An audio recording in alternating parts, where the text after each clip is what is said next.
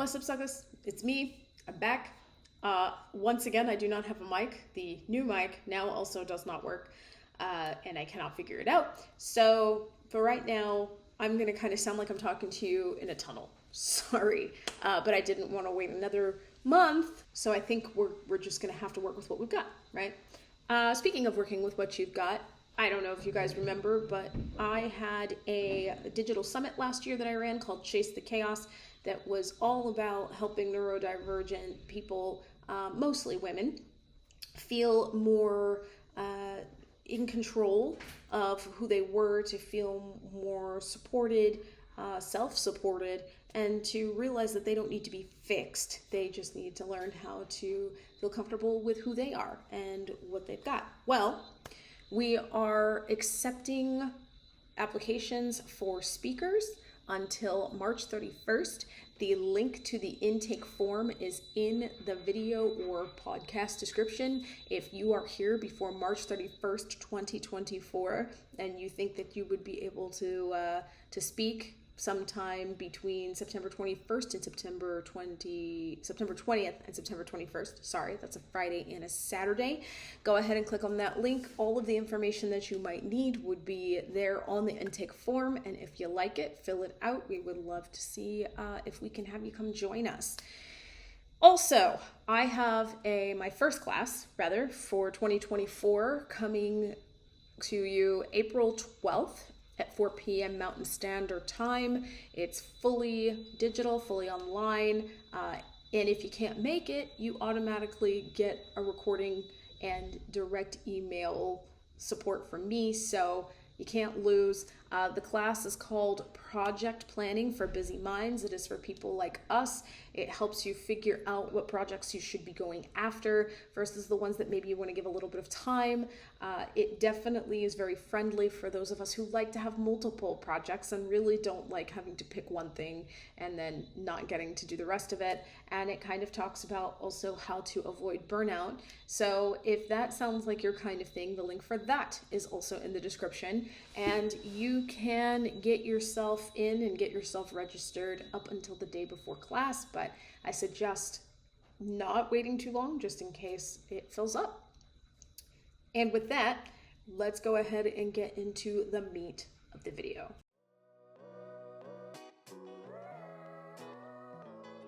So, before I get into talking about Notion and you guys decide that you're going to start yelling at me, if this is your kind of thing, if you love hearing about ADHD-friendly apps, ADHD-friendly productivity, just kind of things that have to do with being comfortable with ADHD and working with ADHD instead of trying to quote-unquote fix it, this is your place. Make sure you like and subscribe. Helps me grow, helps me meet new people. That is very, very, very important to me. Okay.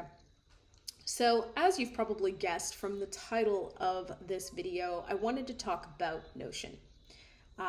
When I decided that I was going to start discussing ADHD-friendly apps, it was one of the first ones that was brought to me. And it was actually originally brought to me by a friend of mine who is a huge fan of Notion.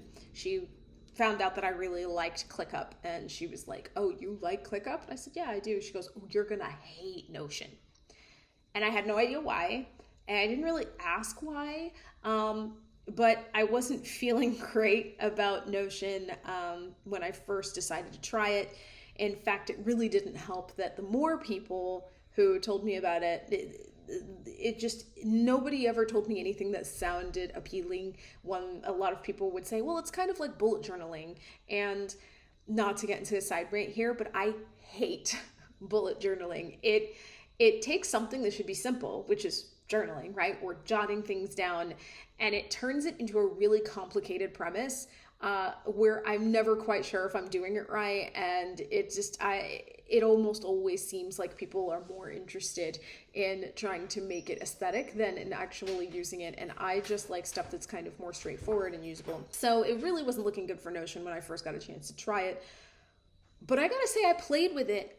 And I want to make it clear, despite what I am about to say, I actually really like Notion. I do. I think it's a lot of fun. I think it's a really cool way to keep notes and to keep important links. I think that it's a fun software. And I absolutely love the fact that it matches needs in a number of different scenarios and kind of leaves it up to your creativity and imagination to make it what you want. But that's why it's not ADHD friendly. So listen, I've said multiple times on this channel that when you are putting together your productivity ecosystem, as it were, that customization is super important. But when I say customization, and I feel like I've mentioned it literally every time that I've talked about this, because it is important, it really is. But the thing about customization is it's kind of like feeding fish. Just because a pinch is good does not mean that a fistful is better. And Notion is a fistful. And we're talking about, of course, when you have ADHD, right? For other people, maybe it's not a big deal. But when you have ADHD, you cannot have something that is too extensive, and Notion is too damned extensive. You start an account and you essentially get an empty canvas. And when you're talking to ADHD brains that are naturally chaotic and creative and artistic, and you give them an empty canvas, it becomes more about the art, which isn't always necessarily a bad thing. But when you are trying to use this tool for the good of getting things started in helping you feel more productive, that's going to get in the way. I spend a lot of time reading the Notion subreddit because I really wanted to kind of see what people were thinking. And the number of posts that are all about how these people spent more time making their Notion dashboard aesthetic rather than functional, and how they spent more time doing that than using it is both astounding and unsurprising. When you have a tool that does not have set guidelines, when it doesn't have a cap on the customizations you can make, the sky is the limit, and you will spend more time flying than walking, which is a metaphor, sound a lot of fun, but it's also not what you came here to do in most cases. Also, I'm gonna say right now that Notion has too steep of a learning curve for people with ADHD.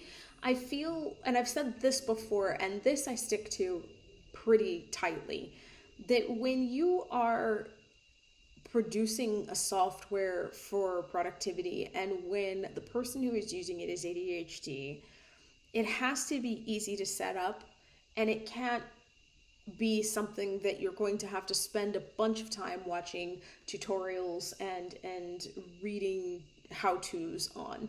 Basically, when you have something like this, one of two things is going to happen with an ADHD brain. It's either going to overload the ADHD brain, or it's going to take up more time than you were hoping to spend. And that can be very frustrating and demoralizing. Honestly, in my opinion, if somebody was to ask me, okay, well, but Amazing Marvin has a lot of things you can customize, a lot of options. So does ClickUp. These things have a lot of color options, a lot of strategy options, a lot of view options. How are those any different from having a bunch of options in Notion? The difference is that when you're using something like ClickUp, or when you're using something like Amazing Marvin, the design is the design is the design. You're not going to be able to change everything about Amazing Marvin. You can't change what the logo is or who the logo is. You can change some of your views of data, but there are set parameters that you are making those changes within. So the number of changes available, the number of things that you can adjust is large enough to make it feel like your dashboard and to make it feel new and to make it feel interesting, but small enough so that you're not getting overwhelmed or spending 9 million years trying to make things look really pretty.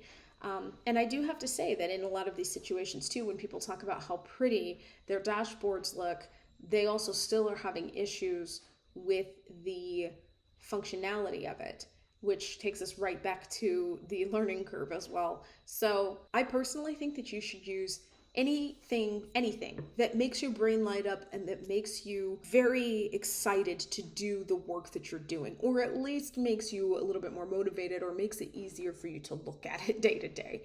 But I truly do believe that ADHDers who use Notion are using it despite their ADHD, not because they're ADHD or not because the app is ADHD friendly. So if you are watching this and you're like, but I still want to try it, it's free. There are a lot of capabilities that are available within it to do things for task management, project management, even though it is not a very robust project manager at all. I want to use it to hold my important links. I want to use it to do this, to do that. That is fine. But what I would suggest is that before you start going ham on trying to make it look really pretty, do me a favor and try to keep it very simple and use it for about 3 to 5 days to a week. And see how you feel about the functionality of it, about using it as it is before you start getting into trying to make it look the way you like.